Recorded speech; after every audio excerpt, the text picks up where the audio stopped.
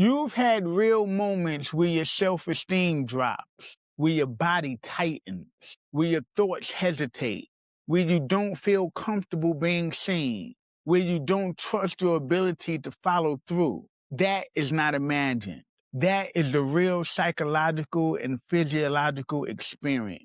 But what you do next is where your identity starts forming. You don't just experience discomfort. You interpret it. Interpretation is not neutral. Most of you interpret the same experience like this. Something must be wrong with me. Maybe I'm not that kind of person. Maybe I'm not enough in this area. And you don't announce it. You encode it quietly, repeatedly, automatically. And then you start organizing your behavior around it. You see someone. Your brain immediately activates pattern recognition. It scans appearance, behavior, presence, social response. And within seconds, it generates a category. That's what it's supposed to look like. Look at it. Attractive, handsome, pretty, confident, successful. Now your system does something critical. It turns inward. It becomes self-referential and runs a comparison. Do I match that? You don't say it out loud, but you feel the answer. That's not me. You did not assess reality objectively. You engaged in categorical self-referencing based on internalized standards, meaning you used a stored mental image, compared yourself to it, determine fit or mismatch, assign value based on that result. And when there was a mismatch, you removed yourself from the category. You didn't decide you weren't enough. You decided you didn't belong in your own definition. Self equals any component of you that can be evaluated: physical appearance, personality traits, emotional responses, behaviors, competencies, roles. Esteem equals estimate, the assignment of value, worth, adequacy. So self-esteem is a system of value assignments across multiple domains of self, not one rating. A network of evaluations. Each domain has its own standard, comparison, value assignment. Example, you can have high esteem in intellect, low esteem in physical appearance, moderate esteem in social functioning, and unstable esteem in relationships. People collapse multiple domain-specific ratings into one global identity. I failed becomes I'm a failure. I felt awkward becomes I'm socially awkward. I didn't match becomes I'm not enough. That is a cognitive overgeneralization error. You can have low self-esteem in real areas of your life, but when you turn that into who you are everywhere, that's where distortion starts. Your brain operates through predictive coding and selective attention, which means you are constantly asking, what fits what I already believe? What confirms my internal model? So the real pattern is match, value, meaning, identity. Match. Do I align with the internal image or standard? Value.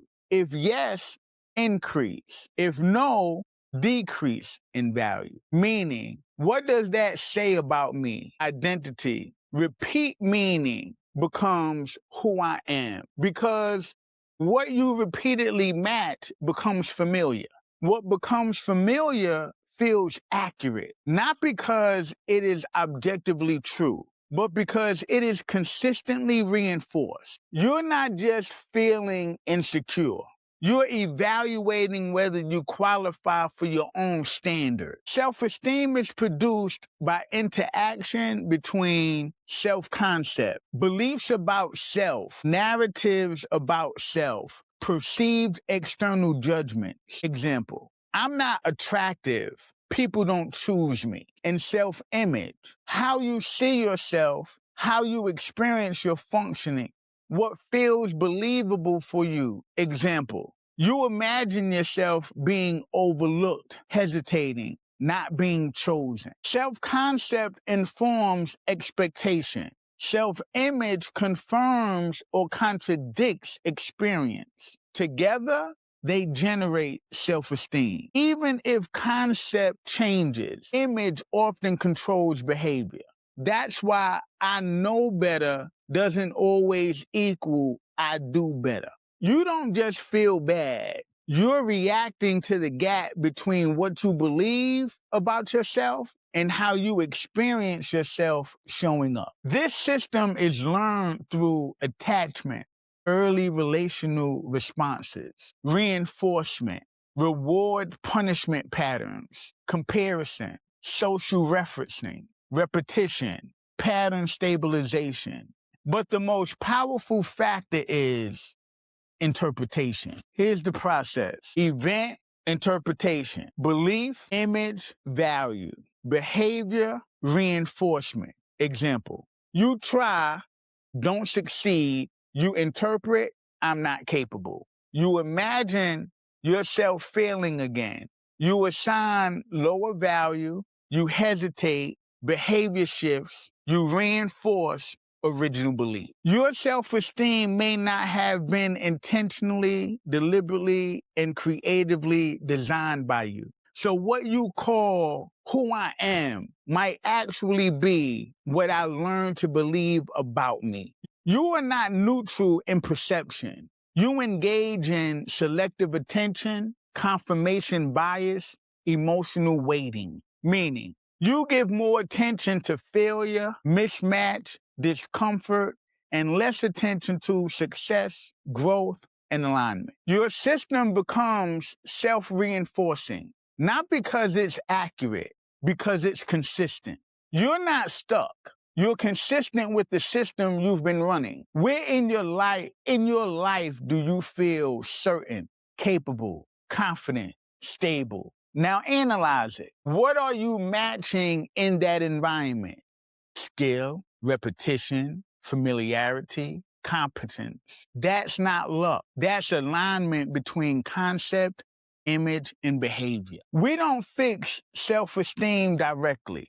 We reconstruct the system producing it. Family, internal differentiation, function, separates identity from evaluation. You are not one voice. You are multiple evaluative processes. This allows awareness, non-global labeling, internal leadership, real, accurate recognition, function. Removes distortion through specificity. Precision creates intervention. Vagueness sustains dysfunction. IDC, intentional, deliberate, creative. Function, interrupts automatic conditioning. Moves from inherited standards to chosen standards. Think it, speak it, do it. Function, aligns cognition, language, and behavior.